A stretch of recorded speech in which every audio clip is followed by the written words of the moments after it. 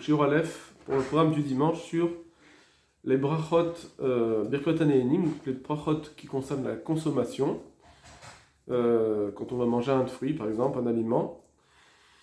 Et on va voir d'abord une première partie, ensuite on verra la semaine d'après, on fera une autre partie sur les Birkot Hanehenim. Pour l'instant, on va voir un petit peu tout ce qui est la source de ces brachot Hanehenim et pour les quantités, comment on a fixé les quantités pour ces brachot. Alors, on a une Gemara qui va correspondre à une Mishnah d'abord. Donc on va d'abord faire la Mishnah, qui est dans Brachot Lamed He, qui est la première Mishnah du 6e pérec de Brachot, qui traite les Brachot de consommation. Alors on y va. Ketzad mevachin ala perot. Comment on doit faire les Brachot sur les fruits? Quels sont les Brachot qu'on doit faire sur les fruits? Donc, en général, comment on fait les brachot? Déjà, le Tana aurait dû dire d'où est-ce qu'on sait qu'il faut faire les brachot. Et en réalité, donc, la Gemara va nous dire la source d'où est-ce qu'on sait qu'il faut faire les brachot. Donc le Tana, il commence déjà par dire comment on fait les brachot. Alors, Alperot Ailan, ou Omer Boré Peri Haetz, sur les fruits de l'arbre, il fait Boré Peri Haetz, qui crée le fruit de l'arbre. Donc l'arbre, c'est ou etz ou ilan, c'est deux façons de dire le bois, l'arbre. Chutz min hayayin, sauf le vin, she'al hayayin ou omer boré peri hagefen, puisque sur le vin, il doit faire boré peri hagefen. Donc, bien que c'est un fruit de l'arbre, en fait, on verra qu'il y a les paramètres de qu'est-ce qu'on appelle un arbre ou qu'est-ce qu'on appelle un fruit, un végétal qui n'est pas un arbre. Alors il y a plusieurs critères qu'il faut étudier en soi. En tout cas, ici sur la vigne c'est le fruit d'un arbre, le vin c'est le fruit de l'arbre. Et bien que le vin on devrait faire boré peretz, il nous dit ici que comme on a fixé une bracha spéciale, ils nous disent que c'est comme le pain, si vous voulez. Bien que le pain vient de la terre, c'est du blé. Et le blé, on fera boré peri adama, on fera sur qui crée le fruit de la terre. Pareil, donc boré peri à gefen et amotzi lechem minaret, ce sont deux brachot qui sont spécifiques. C'est deux exceptions.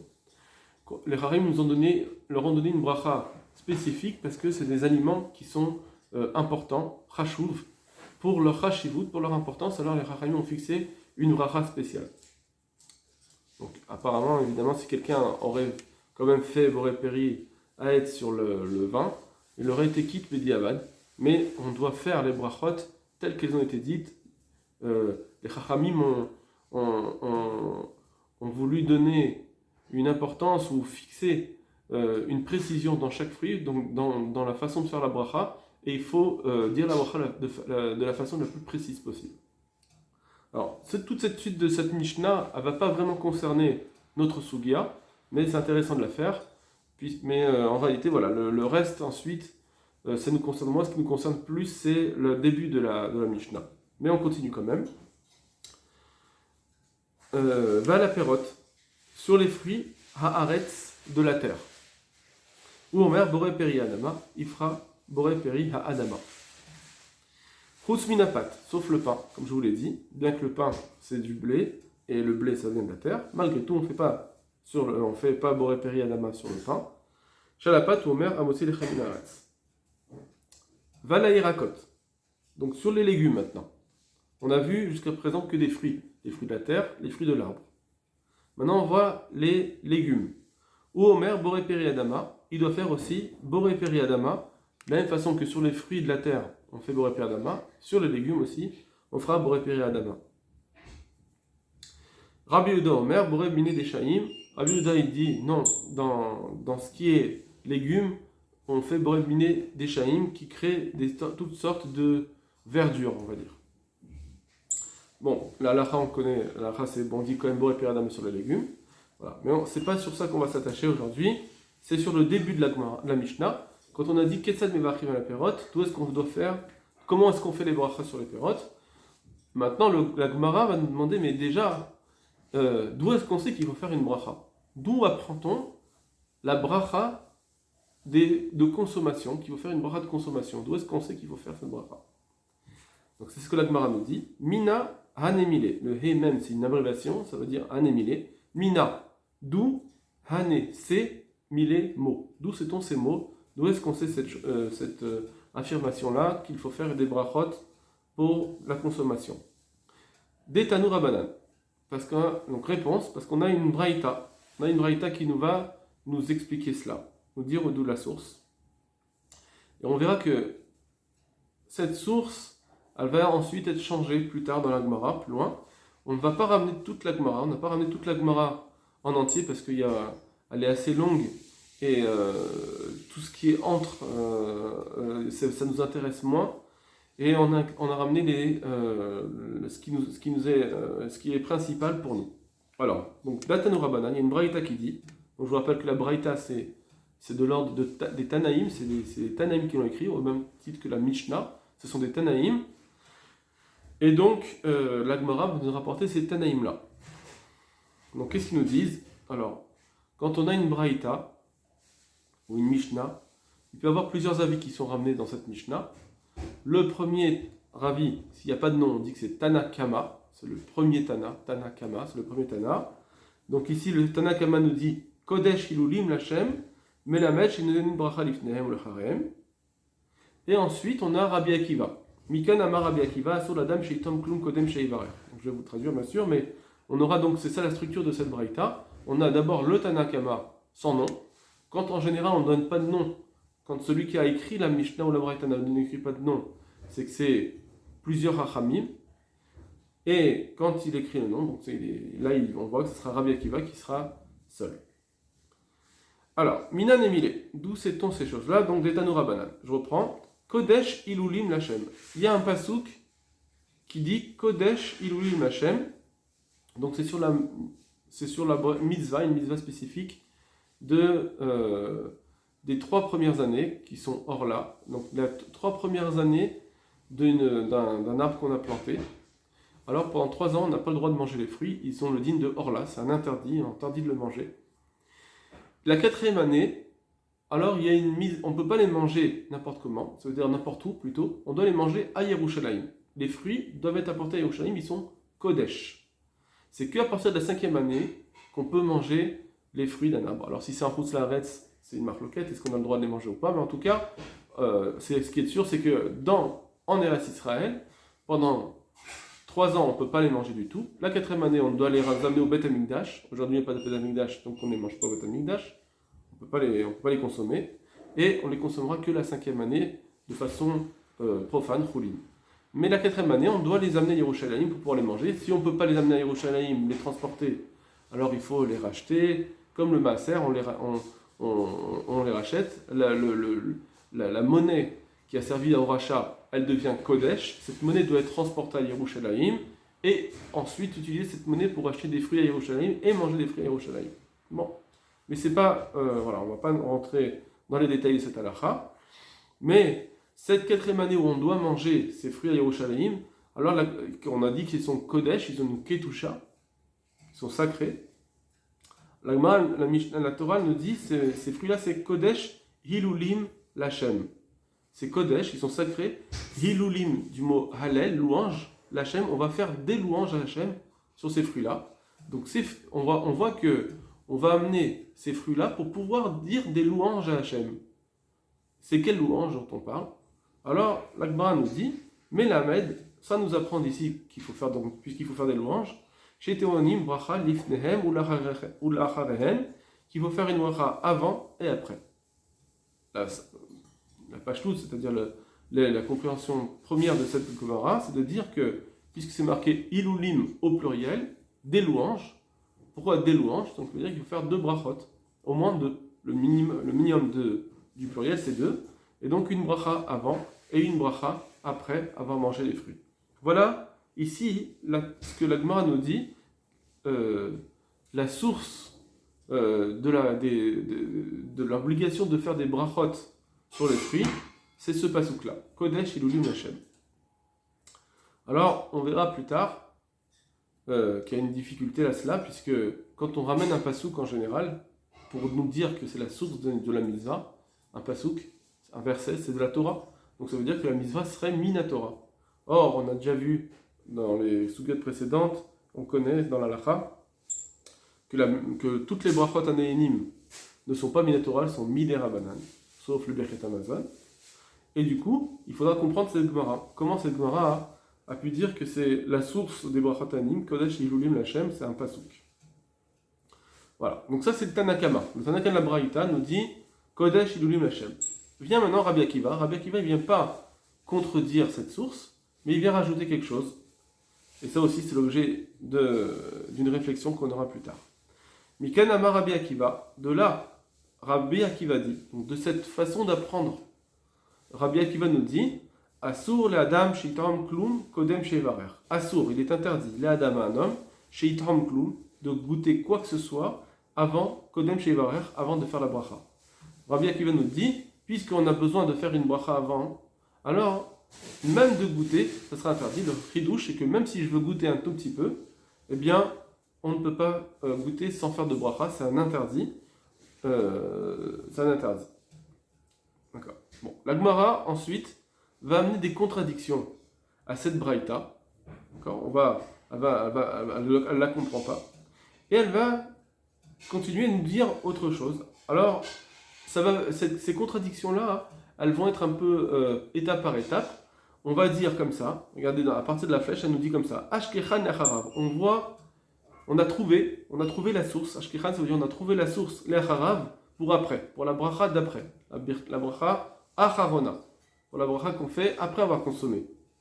Lefanav Minaïn, mais pour avant, d'où sait-on? C'est-à-dire que, je vous ai dit juste avant, Kodesh Ilulim Lachem, ça inclut la bracha d'avant et la bracha d'après, mais comme je vous l'ai dit, il y a eu des contradictions avant cela, que je ne vous ramène pas, et donc on se retrouve à ce stade de la Gemara à comprendre qu'il y a une bracha après, on a une source pour la bracha d'après, maintenant quelle est la source de la bracha d'avant? On n'a plus cette source. À cause des contradictions qui ont été dites, on n'a plus la source pour la bracha d'avant, et donc la Gemara nous dit d'où est-ce qu'on va savoir qu'il faut faire la bracha d'avant? Donc je reprends, Ashkechan Yacharav, on a trouvé la source des brachot pour après. Les fanav minaïn, mais avant de consommer, d'où sait-on? Elle m'a dit, la kasha. Sur ça, il n'y a pas de couchia, il n'y a pas de difficulté. Parce que je peux très bien dire que ça vient par kalvachomer, par un raisonnement a fortiori. Quand on fait un raisonnement a fortiori, alors le raisonnement il peut être minatora. D'accord? Si la source que j'ai, elle est minatora, et je veux déduire autre chose par un raisonnement a fortiori, donc ce kalvachomer va nous permettre de transposer la halacha à autre chose. Cette transposition, elle sera minatora. De la même façon que la source est minatora, alors à l'arrivée, on aura aussi une halacha minatora.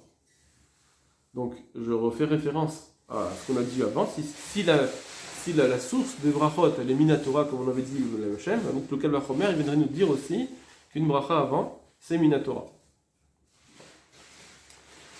Alors, Diazabe kalvachomer. Keshu savea mevarer. Keshu raev lo kol sheken. Donc, il nous dit comme ça. On dit comme ça. Keshu savea. Si, déjà, lorsqu'il est savea, lorsqu'il est rassasié, une fois qu'il a mangé, il est déjà rassasié. Mevarer. La Torah nous dit qu'il faut faire une bracha. Ça, c'est la source. La source qu'on a pour l'instant, c'est de faire une bracha après. Donc, une fois que je suis rassasié, déjà, je dois faire une bracha. Alors que je suis déjà rassasié et que normalement on a tendance à vouloir ne plus faire de bracha, mais malgré tout la Torah nous dit non, c'est quand même encore le moment de dire une bracha. Alors qu'Eshur Raev, quand il a faim, donc il a besoin de se rapprocher d'Hachem, de lui dire Hachem, voilà, donne-moi ce fruit, je veux ce fruit. Lo kol sheken, à plus forte raison, n'est-ce pas à plus forte raison qu'il faut faire une bracha? Voilà, ça c'est un passage. Ce passage aussi est contredit dans la Gemara. Et nous allons arriver à la conclusion de la Gemara, qui est retenue finalement. Donc c'est la deuxième flèche qu'on voit ici. Et là, Svaraou, en réalité, donc oublie ce qu'on a dit avant sur les sources. En réalité, Svaraou, c'est une Svara. De devoir faire la bracha pour manger, c'est une Svara, c'est une logique. C'est quoi la svara? Que Asulo le Adam sheine mina olamazé belo bracha. Il est interdit à un homme, Asulo le Adam, il est interdit à un homme, sheine mina olamazé, sheine qu'il a un profit mine de haolamazé de ce monde-là. C'est interdit à un homme de profiter de ce monde, belo bracha, sans faire une bracha. Tu ne peux pas profiter sans faire une bracha. C'est-à-dire que on a Akadosh Baruch Hu qui a créé un monde. Il a créé des choses, il nous a mises à nos dispositions peut-être, mais c'est lui qui les a mises à nos dispositions, et donc on ne doit pas pouvoir profiter de ces choses-là sans bénir Akadosh Baruch Hu. Donc le profit de ce monde-là qui nous est mis à disposition, c'est un profit qui nous est dû par Hachem, donné par Hachem, et donc on doit faire une bénédiction. C'est là, c'est une svara, c'est une logique. Bien. Donc, là, quand on arrive à la fin, on peut très bien dire que cette svara, elle n'est pas Minatora forcément. On n'est pas obligé de dire que c'est Zvara Minatora. Peut-être que Hachem ne nous a pas demandé cela, mais nous, en tant que Chachamim, les Chachamim ont pu avoir dit qu'il faut faire une bracha. On va juste voir le Rashi par rapport à cette Zvara. Donc vous voyez, c'est marqué à la flèche aussi, Rashi. Et là, Svaraou, donc c'est une Svara, c'est une logique. Et quelle est la logique? De Kevan Deneene, que puisqu'il profite, Sarich Leodot les Misheberaam, alors il faut remercier celui qui a créé ces sources de profit. Donc on peut très bien dire que cette svara elle vient pour avant ou pour après. Puisque je suis né, j'ai profité de ce monde, merci à Kadosh Baruch Hu, je dois Leodot remercier. Remercier c'est autant avant qu'après. Donc cette svara elle viendrait expliquer la bracha qu'on dit avant de manger ou la bracha qui vient pour après manger. Et donc, ça c'est cette logique que Rashi comprend. C'est pas un problème de... Une autre svara, on aurait pu dire, qu'on verra plus tard, une autre svara de dire que si tu manges sans faire bracha, tu voles Hachem. Puisque Hachem il t'a mis à disposition, mais il t'a mis à disposition pour un certain but. C'est pour te rapprocher d'Hachem. Donc tu dois bénir, tu dois faire la bracha. Et la svara, ce serait, donc, si tu veux manger, pouvoir manger, il faut que tu dises le mot magique. Fais la bracha. Or ça, cette svara, elle expliquerait la bracha avant. Mais la bracha d'après, non, une fois que j'ai mangé, une fois que j'ai fait la bracha, je peux manger, c'est fini, j'aurai plus de bracha à faire. Ici, Rashi nous a dit, non, c'est pour remercier. On n'est pas ici dans une logique de pouvoir profiter sans voler Hachem, mais plutôt de pouvoir profiter. Pour pouvoir profiter, il faut remercier. Or, et comme on l'a dit juste avant, remercier Hachem, c'est avant, aussi bien avant qu'après. Et donc, ici, on en est là, qu'on a une svara qui nous explique bien que la source de bénédiction, c'est cette svara de remercier Kadosh Baruch Hu, de nous avoir mis à disposition ces aliments. Avec cela aussi, comme on l'a dit, d'après cette conclusion, on n'a plus forcément besoin de dire le pasouk d'avant, Kodesh Ilulim Lachem. Mais quand même, malgré tout, là, toutes ces contradictions qui ont été dites, après c'est la Gemara. Voilà, la Braïta elle-même, elle a été dite, cette Braïta c'est des Tanaïm, ça on ne peut pas l'effacer. On peut dire un Amora, quelqu'un qui est écrit dans la Gemara, donc qui est bien après les Tanaïm, il va dire quelque chose, un autre Amora va contredire, il va dire autre chose, et donc on peut effacer ce qui a été dit au premier, c'est-à-dire on peut annuler ce qui a été dit. Mais quand c'est des Tanaïm, on ne peut pas annuler. Ce qu'ils ont dit, c'est dit. Et donc, comment on va comprendre qu'ils ont dit que la source c'est le pasouk de Kodesh Ilulim, alors qu'il y a une svara, puisque d'ailleurs, il y a des endroits dans la Gemara où on dit Zvar Yeshli, Kralamani. Si j'ai une svara, j'ai pas besoin d'un pasouk pour m'amener la mitzvah. Si j'ai une svara, si c'est logique de faire cette mitzvah, alors j'ai pas besoin d'un pasouk, t'as pas besoin de l'écrire dans la Torah.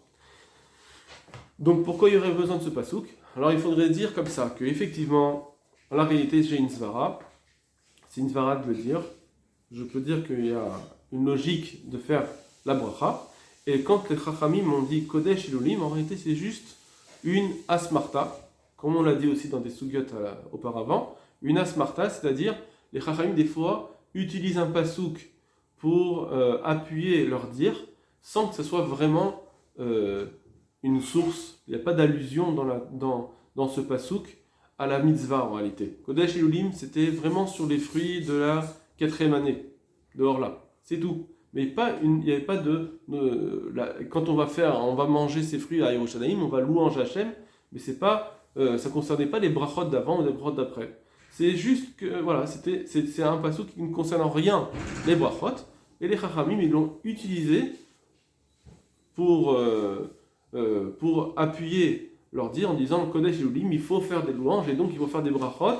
C'est juste pour appuyer leur takana, pour lui donner un poids qui semblerait être comme si c'était Minatora, mais en réalité c'est pas vrai. D'accord ? C'est pas vraiment la source de leur halakha. Voilà un petit peu où on en est aujourd'hui pour la Gemara. Et Bezrat Hashem, demain on ira un peu plus loin avec les Tosfot. Et pour comprendre un petit peu si c'est Minatora ou pas Minatora, comment les Rishonim vont expliquer. Voilà. À demain.